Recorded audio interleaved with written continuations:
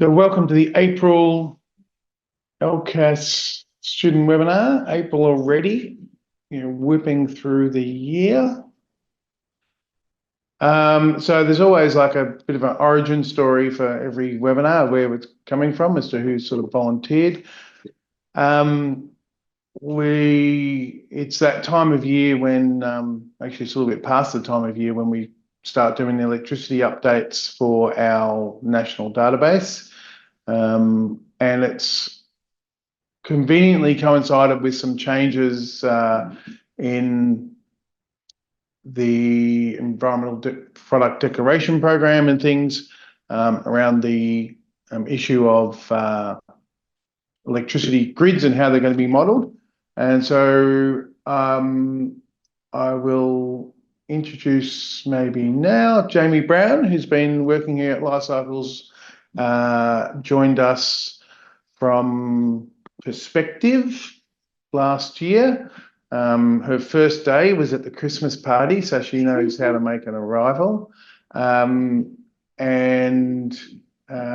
been working on updates to the electricity data that goes into AusLCI. So maybe I will bring up Jamie's slides. You want to introduce yourself, Jamie, and give people a little bit of background of what you've been doing over the last few years? Yeah, sure. As Tim mentioned, I've been with Lifecycles for 4 months now. I've got a background in sustainable systems engineering, and I've been working in the LCA field for about 2.5 years now. Previously with Perspective, working on a lot of sustainability in the infrastructure sector, and have been working on a number of different areas within LCA since then, with Perspective and with Lifecycles. So it's a bit of a background. Okay, so maybe if I just give a bit of background to the AusLCI database. And I think we've talked about what the webinar is going to be about. So for those who don't know, as of around 2003, CSIRO and LCAS started thinking about development of a national lifecycle inventory database. We worked on some ideas, scoped up what it might look like, some of the needs for data, and we settled on a set of guidance documents that are on the AusLCI website, desperate in need of a little bit of an update, but we, at the time, followed a lot of the similar requirements that were there for the EcoInvent, a European-based lifecycle assessment database, and also at the time the US LCI database, which you would say has suffered a little bit in the intervening time. We've done well to maintain the AusLCI database. We're at version 1.42 at the moment. We also have a trial version of a thing called AusLCI 2.42, which is where we're replacing the old. One of the key decisions in the LCAS database was to use EcoInvent data in the background for missing processes, and version 1 has EcoInvent 2.2, which is now about 13 years old, supporting its missing processes, and AusLCI 2 will actually have the most recent EcoInvent data, which is 3.10, supporting its background, which brings it more in alignment with other databases, but makes it a little bit more contractually difficult to share the data because you require a current EcoInvent license to be able to use that. Anyway, that's sort of the detail. And one of the things we try to do every year is at least do a small update, sometimes a larger update on the electricity data, so that as a key element that underpins so much of the economy. Jamie here at Lifecycles drew the short straw and was given the task of doing that. So I'll pass over to Jamie to walk us through what she's been working on. Cool, thank you. So I'll just give you a background around the AusLCI electricity model and how we update that. So the model is updated every year to reflect the latest fuel and technology mixes. It includes everything all the way from fuel extraction, electricity production, all the way to distribution to the consumer. It accounts for interstate trading within the national electricity market. So that includes all of the eastern states, so Tassie, Vic, New South Wales, SA and Queensland, and includes all major net imports. And just note there that the self-consumed share of electricity, whether that's through rooftop solar or waste heat recovery that's used internally, is not, if it's not exported to the public grid, it's not included in our model. And we're currently working on the latest version 43, and it's undergoing review, and that will be out to be used soon. So background on the data sources for our model. So every year the Australian Energy Council publishes some statistics on the electricity and gas generation and consumption data. So this is just a snapshot of the most recently published financial year 2021-22, the state-by-state grid mixes by fuel type. So still a lot of fossil fuels in the mix. South Australia and Tasmania are definitely doing us proud, but they only make a very small part of the national electricity production. So still a lot of work to be done. So we incorporate the fuel and technology mixes into our models and make sure that the output aligns with the national greenhouse accounting factors produced by the Department of Climate Change, Energy, Environment and Water. So they publish this every year, and our models will align with their carbon intensity across the various states. So in the latest update, we have created a split model for Western Australia, which was previously aggregated as one process. So we've now got a representative Southwest and Northwest interconnected system models. And we've also included a residual mix factor for market-based electricity modelling. So I'll provide more context on this in the next few slides. So there are two main methods for accounting for electricity emissions as defined by the Greenhouse Gas Protocol. The location-based method reflects the average greenhouse gas emissions intensity of the local electricity grid. So if you're a business consuming electricity in Victoria, it doesn't necessarily matter what you're actually drawing from the grid at any point in time. It'll be using a statistical average of the past year of technology and fuel mixes under the location-based method. So it doesn't consider any purchased electricity or supplier-specific emission factors.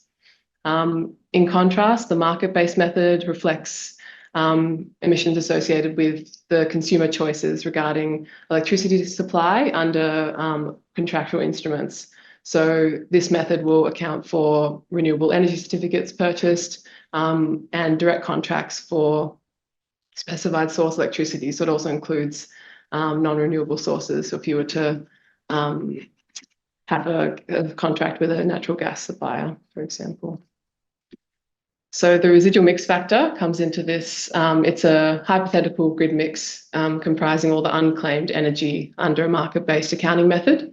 So it excludes all of the energy that's bought and sold under contractual agreements. So it's to be used by consumers who don't make specified source power purchases or cannot access supplier data. So it allows for a unique claim of benefits from renewable energy certificates, which are bought and sold separately. So it avoids double counting by doing so.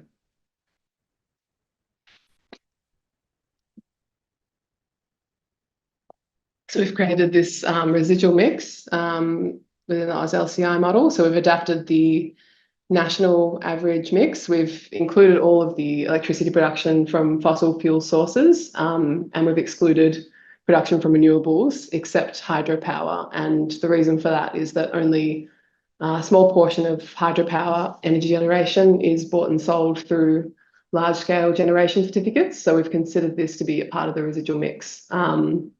This model and method is open to discussion. So if anyone has any comments or feedback on any of this, feel free to put a hand up or reach out to us. I think maybe one of the key things to point out there is that there is no there's no reference we can go to work out what is in those two mixes.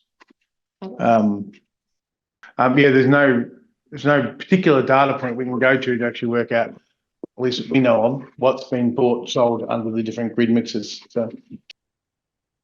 Yeah, and that's why we've included it to be a part of the residual mix outside of that scheme. This was based on data that we've used from the Australian Energy Council, but you were also mentioning that the technology is quite old and would have been a part of that existing mix and not. Yeah, and the other thing which we've been, the only guidance we've got, and I suppose we're always so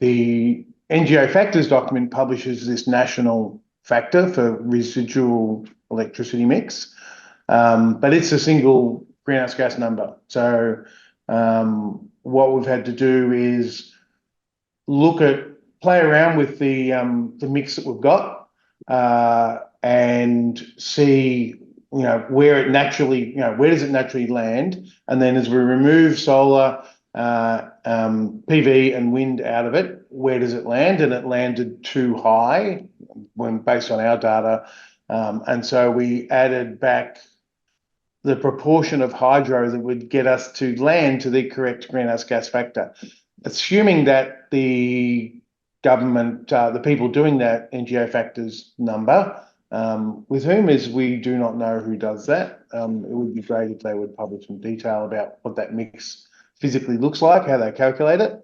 But we've had to sort of goal seek it to actually work out that, yes, if we include a lot of the hydro back in until we hit the exact factor that they get, that's how much hydro we've put back in the mix.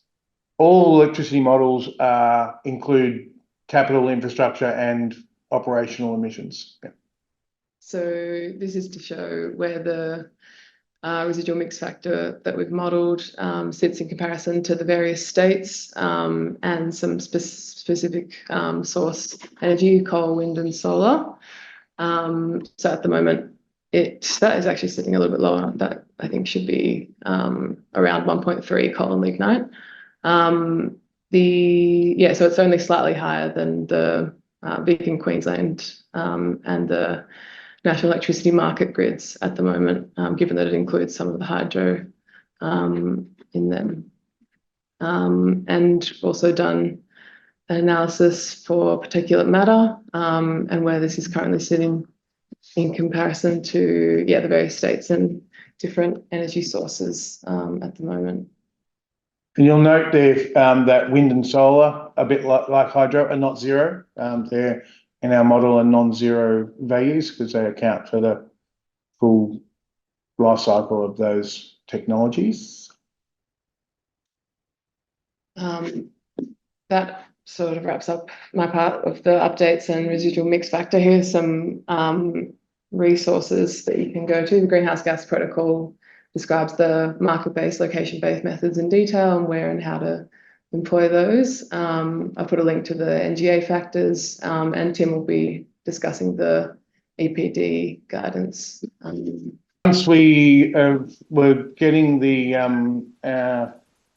data, reviewing the electricity data, and once we're happy with it, we'll produce version 43 in the public domain, which we will roll out to both all the database versions in SEMAPro, OpenLCA, and the online emission factor publication, which is on the AusLCI website. Yeah, so it'll propagate through them all. There's the comment in the chat talking about the residual mix factor forecast into 2050. That's something we'll be updating for AusLCI. It's an interesting one. I suppose what we have in AusLCI at the moment, which we did a bit speculatively 2 years ago, was developed an average grid mix out to 2050 and out to 2080, particularly for Green Building Council, sort of modelling a 60 years of building operation. And it's a bit like, that was then, I suppose, our thinking that, we shouldn't be using today's electricity and just extrapolating it for 60 years. But as often happens, I suppose these methods propagate ahead of us, and so now there are, we're talking about residual mix factors. So yeah, the short answer is we haven't done it. It might be an interesting thing, definitely an interesting thing to do. But my next bit will maybe suggest that that's not necessarily, for many instances, the most relevant number. What this made me think of when this has come up, the issue of market-based versus location-based. If we go back to this idea of location-based versus market-based, the location-based uses average production technologies, the average mix of what is currently being produced, or what was produced 2 years ago, generally. And so in LCA sort of methodology terms, that's very an attributional mix of average supply, while the market base is not actually describing physically what you're buying, because you're buying electrons, from a distributed grid, but it's modeling your effect on the market. So your effect on the market, if you buy renewable energy, is to drive the production of more renewable energy. Your effect on the market, if you do not buy renewable energy, is that you do not change the level of production of renewable energy, potentially, because the only thing driving that's been connected directly to people making direct purchases and making those investments.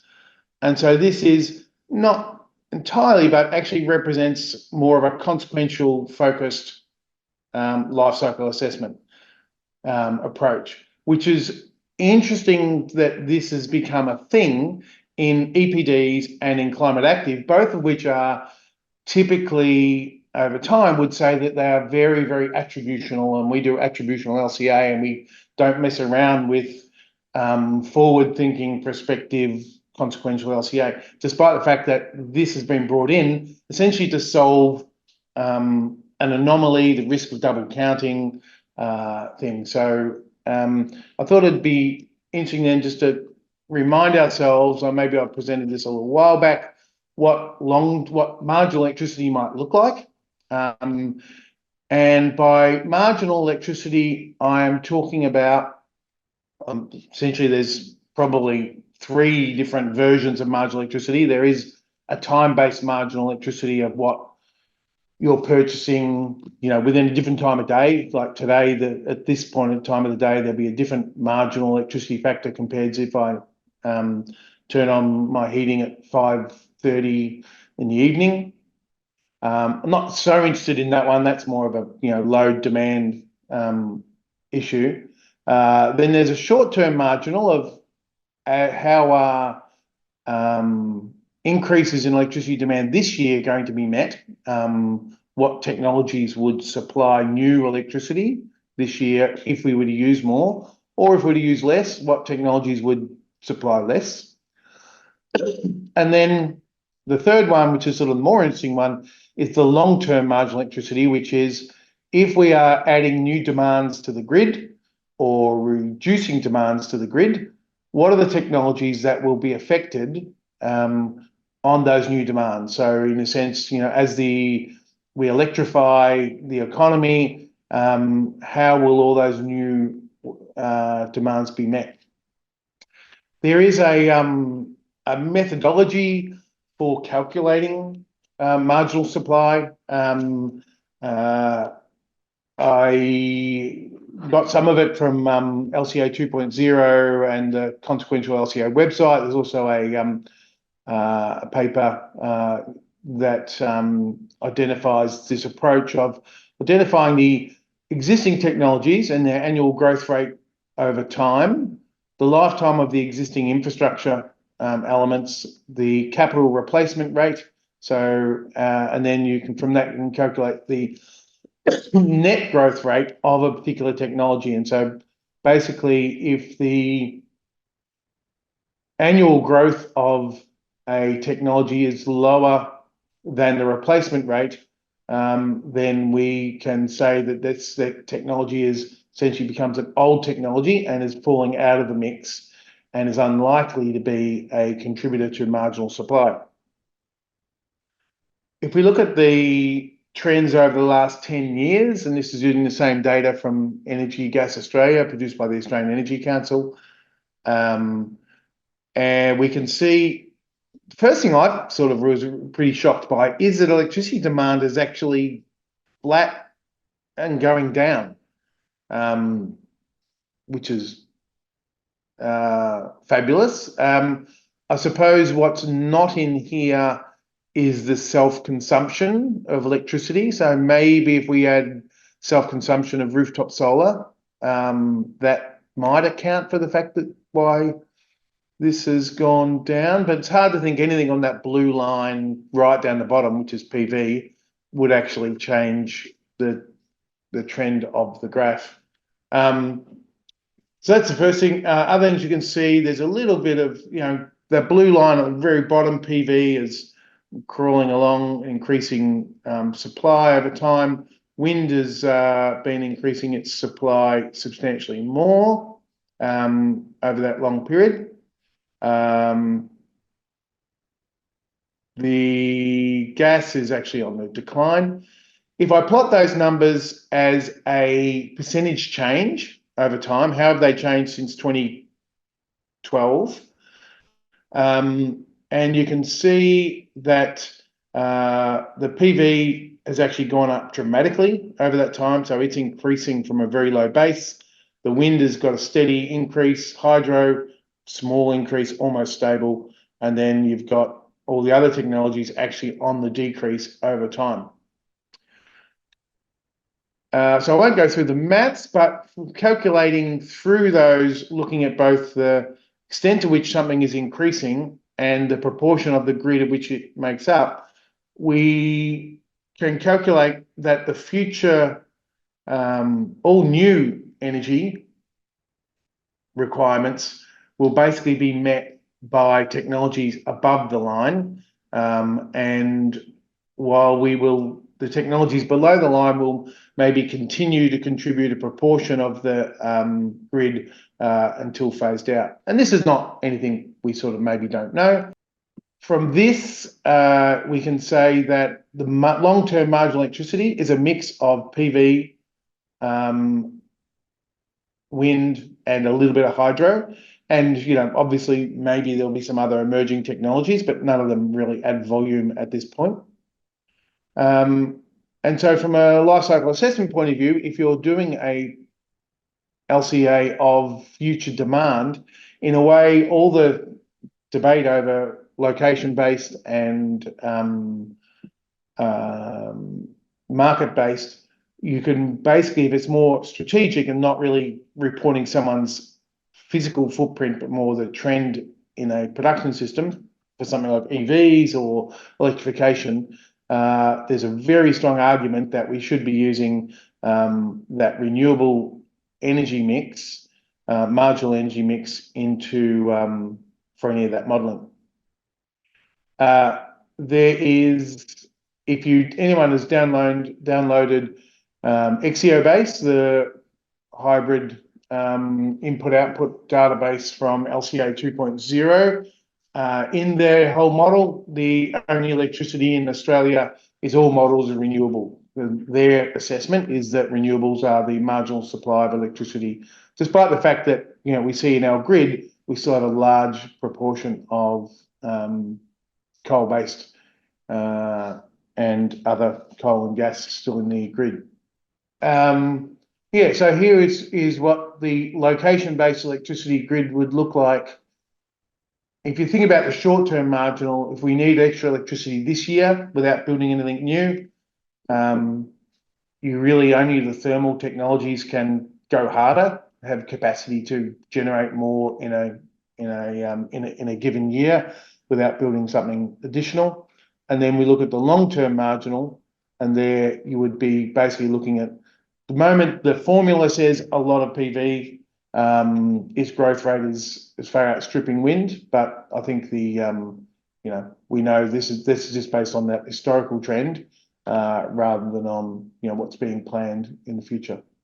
I was pretty shocked at the flatness of this line. I don't know how this line looks in other countries, but there's a lot of capacity there for new things to come on. Like given the impact of energy savings, electricity savings, particularly in the construction sector, I imagine for buildings and lighting and new technology and all those things are starting to happen. So that's good that we've got some capacity, because we are proposing to both throw a lot of existing technologies, green hydrogen and all sorts of things to put additional demands on electricity, as well as the growing IT related, AI related emissions. But they've been around. It's not like they haven't been around. Data centers and things haven't been around substantially already through this time. So maybe it'd be interesting to look at those numbers if they how they look in other countries. Something else which we have done in the AusLCI data, which we did last year, was have the ability. Our first go at this residual grid mix was just to be able to switch off the renewables and switch off all the non-renewables, so you could move those grid mixes between the two different data sets. If you're buying renewables, maybe you don't know whether you're buying PV or wind, and so you need a factor for those.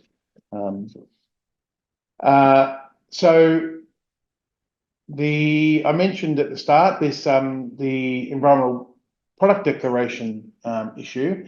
So EPD Australasia, Andrew Moore, who couldn't be here today, has been working on a guidance note for people undertaking EPDs on how to model electricity within environmental product declarations. For those who aren't aware, EPDs are a standardised LCA report against specific product category rules that people use, particularly popular in the construction sector, but also across other sectors for standardising LCA publications. They are multi-indicators, and they're not just based on greenhouse gases. They cover, and if you're at the EPD 2 webinars ago, I think Kathy went through what the content of EPDs are.